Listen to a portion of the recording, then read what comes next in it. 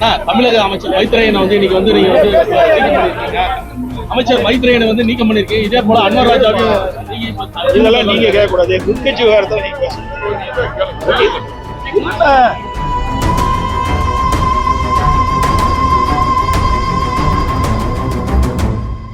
உட்கட்சி விவகாரத்துல நீங்க கேட்காதீங்க, வேற ஏதாவது கேள்வி. உட்கட்சி விவகாரத்தெல்லாம் பகிரமா பேச முடியாது.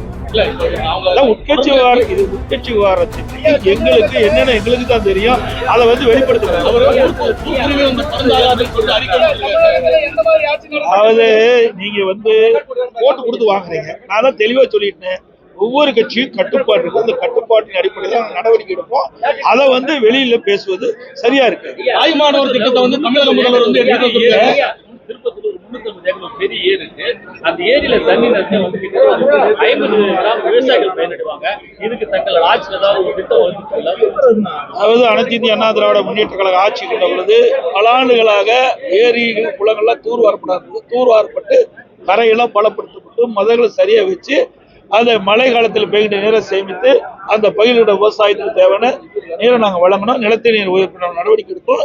நீங்க செய்த கோரிக்கை மனு மூலமா கொடுங்க, நாங்கள் அதை நிறைவேற்ற நடவடிக்கை. குழந்தைகளுடைய பிறப்பு விகிதம் காரணம் காட்டி 207 பள்ளிகளை மூடி இருக்கான்னு சொல்லி பள்ளிக்கல்வி இயக்குனர் சொல்றாரு. பள்ளிகளை மூடுறது வந்து திமுக ஆட்சியுடைய சாதனையா? இதை எப்படி பாக்குறீங்க? அதான் சாதனை. 207 அரசு பள்ளிகளை மூடிதான் திமுக சாதனை. ஆகவே அது மூடுவதற்கு முன்பாக அதை தொடர்ந்து நடத்துவதற்கான நடவடிக்கை இந்த அரசு எடுத்திருந்தா போராட்டிக்கலாம். ஆக ஏற்கனவே இயங்கி வந்த அந்த அரசு பள்ளியை மூடுவது சரியல்ல.